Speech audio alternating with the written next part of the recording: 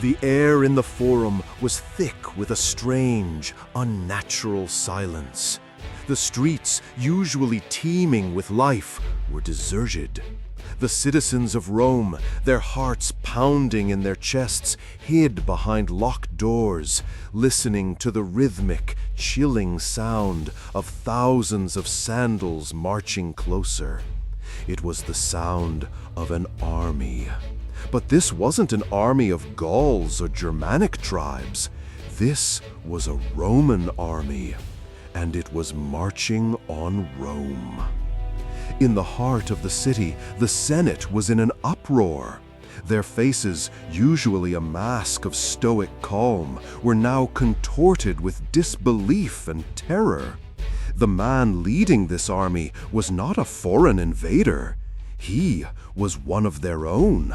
A decorated general, a consul, a son of the Republic. Lucius Cornelius Sulla. He was about to do the unthinkable, to violate a sacred law, to cross the Pomerium with his legions, and to unleash a civil war that would tear the Republic apart from the inside. What could drive a Roman general to betray his own city? The answer lies not in a single event, but in the long, brutal story of two men. One was an outsider who fought for glory, and the other was an aristocrat who fought to reclaim it. One was a hero, the other a villain. But in the end, it was hard to tell the two apart. This is the story of Gaius Marius and Lucius Cornelius Sulla, two titans whose rivalry would change Rome forever. Before we continue, if you're as fascinated by these epic stories as I am, don't forget to hit that subscribe button to join our legion of history lovers.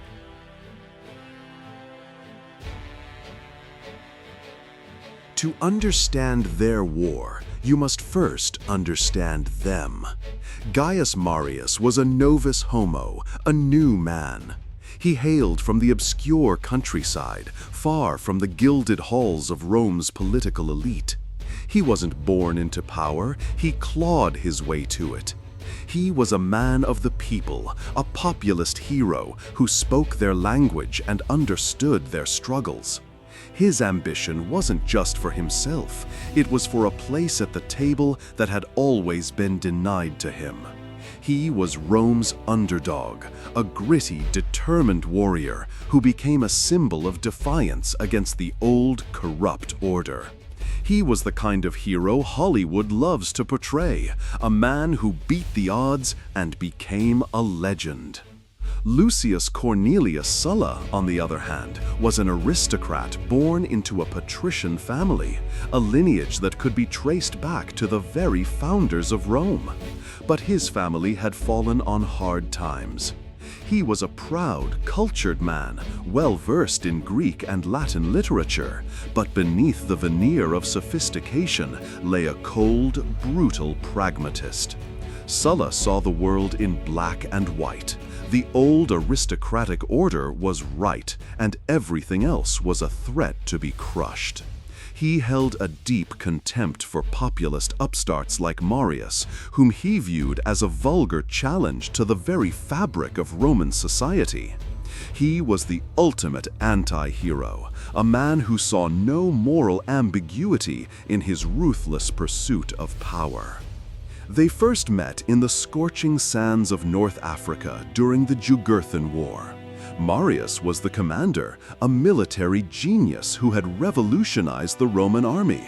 But it was Sulla, his subordinate, who was the real star of the show. While Marius's legions ground down Jugurtha's forces in bloody, attritional warfare, it was Sulla, using a mix of charm, cunning, and backroom deals, who successfully captured Jugurtha himself. The glory of a king's capture belonged to Sulla, but the final, public triumph was Marius's.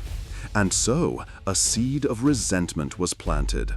The aristocrat felt robbed of his rightful due by the upstart commander.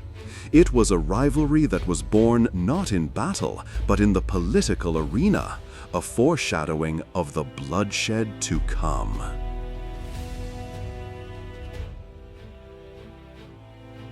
After the Jugurthian War, Rome faced a new existential threat: the mass migration of Germanic tribes, the Cimbri and Teutones, who had already annihilated several Roman legions. The city was in a panic, and there was only one man they turned to: Gaius Marius. The people elected him consul, and then again, and again. 5 times in a row, an unprecedented violation of Roman law. He was their savior. He was the only one who could stop the barbarians. And he did. In a series of brilliant victories, Marius's legions annihilated the Germanic threat, securing his place as the most celebrated man in Rome. The hero worship was absolute. He was a legend, and the Roman people would follow him anywhere. But with this immense power came a chilling transformation. Marius's ambition became a monstrous, insatiable beast. The political game became dirtier, more violent. He used his popularity to push through populist reforms, but also to crush his political opponents with ruthless efficiency. His methods were crude, but effective. He was no longer just the champion of the people. He was their political machine. And it was here that Sulla watched, seething. He saw Marius as a tyrant in the making, a man who was dismantling the very traditions that held the Republic together. Sulla, now an established military commander in his own right, wanted to reclaim the honor he felt Marius had stolen. He was not just fighting for his own glory. He was fighting for the soul of the Roman Republic, for the old aristocratic order that he believed was the only guarantee of stability. The political tension became unbearable. It was a pressure cooker with 2 titans on a collision course. If you've ever felt that a modern politician was going too far, just wait until you see what these 2 did.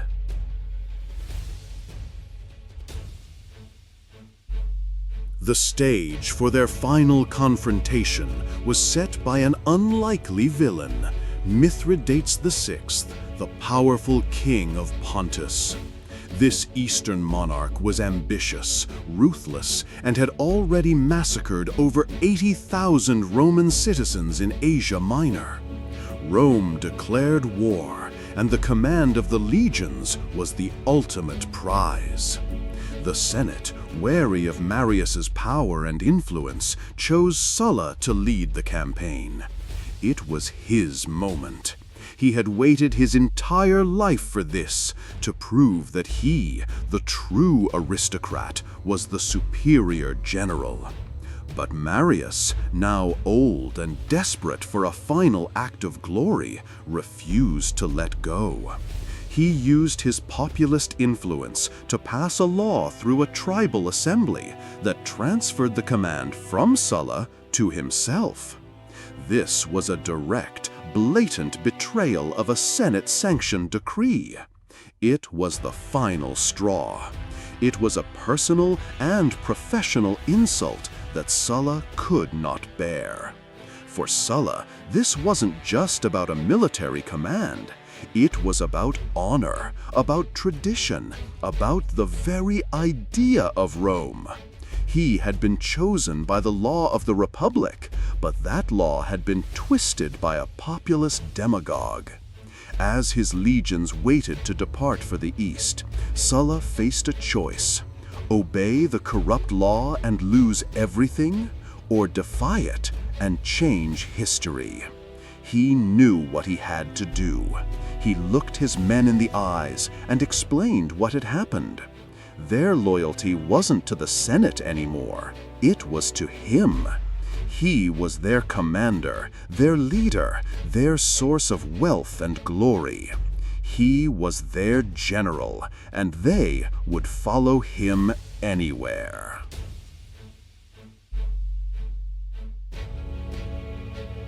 This is the moment that shattered the Roman Republic. Sulla, with his legions, marched not east, but west, straight for Rome. No Roman general before him had ever dared to bring his army inside the city walls.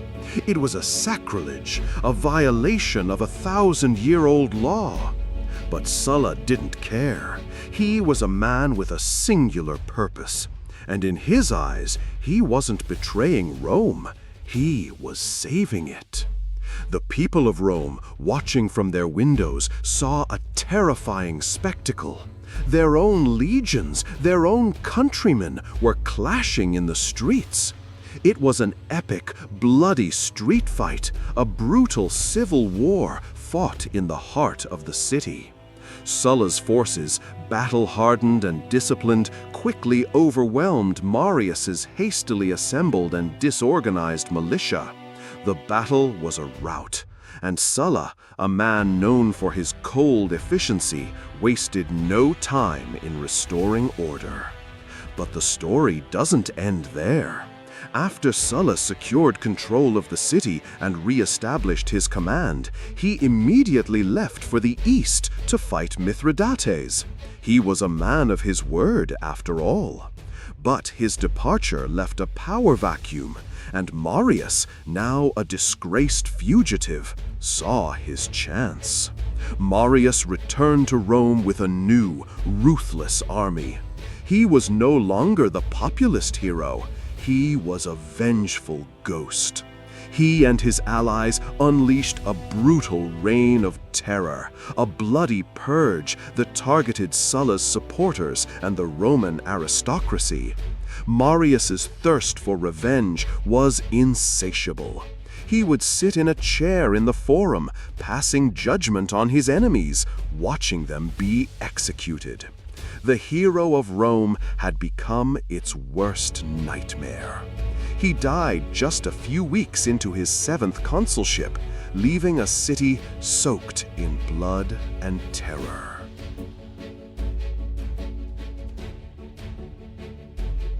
But Sulla was not done. After a long, successful campaign against Mithridates, he returned to Rome, this time with a fury that dwarfed Marius's. He marched on Rome a second time, a more polished, experienced, and utterly ruthless general. The city, traumatized by Marius's reign, offered little resistance. Sulla was now the absolute master of Rome, and he was not here to play by the old rules.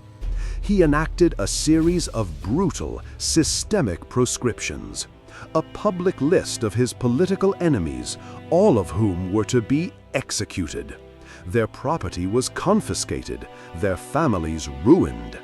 Anyone who helped them was also a target.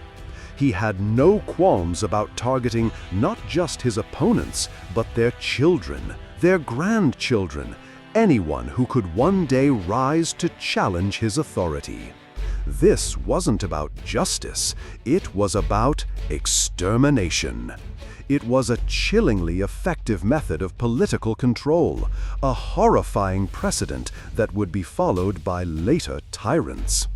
Sulla's reign of terror was aimed at purifying the Republic, at restoring it to what he believed it should be. He made himself dictator, not for a limited term, but indefinitely, a title that had not been used in over a century.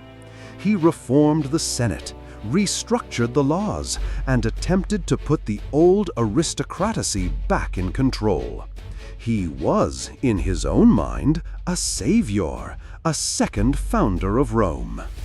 But his victory came at a terrible cost. Sulla may have won the war, but in doing so, he irrevocably damaged the Republic. He proved that an army's loyalty could be bought.